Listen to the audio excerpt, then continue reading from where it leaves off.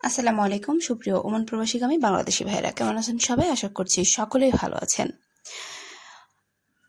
ওমানে দীর্ঘদিন বন্ধ থাকা বাংলাদেশি কর্মীদের ভিসা খুব শীঘ্রই পুনরায় চালু হতে যাচ্ছে। মাসকাটে বাংলাদেশ দূতাবাস কৃষি উদ্যোক্তাদের সঙ্গে আয়োজিত এক মতবিনিময় সভা শেষে সাংবাদিকদের প্রশ্নের জবাবে এই আশার বাণী শুনিয়েছেন দেশটিতে নিযুক্ত বাংলাদেশ রাষ্ট্রদূত রিয়ার অ্যাডমিরাল খন্দকার মিসবাউল আজিম।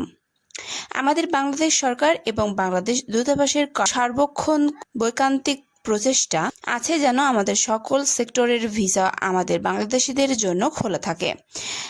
আরিফুল হক জানান, এখানে কিছু কিছু সেক্টরে খোলা আছে, কিন্তু সকল সেক্টর খোলা নেই।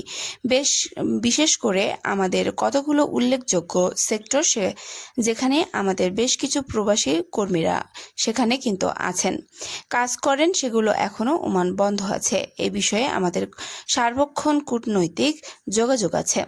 ওমান সরকারের সঙ্গে ওমান সরকারের যে বিভিন্ন উন্নয়নমূলক কর্মকাণ্ড আছে, এগুলোর সম্পূর্ণ করার ক্ষেত্রে বাংলাদেশিদের যে অবদান, সেগুলোর বিবেচনায় মনে করি যে ওমান বাংলাদেশিদের জন্য সকল সেক্টরে ভিসা আবারও ওপেন হবে, খুলে যাবে।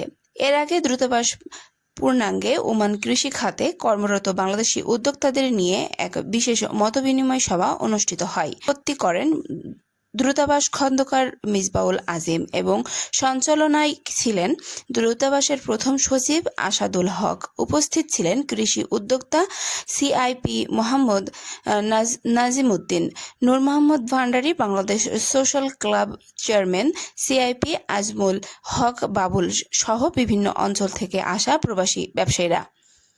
মতবিনিময়কালে দীর্ঘদিন ভিসা বন্ধ থাকার কারণে স্পষ্ট সংকটের কথা তুলে ধরেন উদ্যোক্তারা। কৃষি উদ্যোক্তা নূর নবী ভান্ডারী জানান, দীর্ঘদিন ভিসা জটিলতা ও কর্মীদের সীমাবদ্ধতার কারণে বর্তমানে অনেক কৃষি প্রকল্প ও বাগান পরিচালনা করাই প্রায় অসম্ভব হয়ে পড়েছে। ফলে উদ্যোক্তারাও আর্থিকভাবে চরম ক্ষতির সম্মুখীন হচ্ছেন।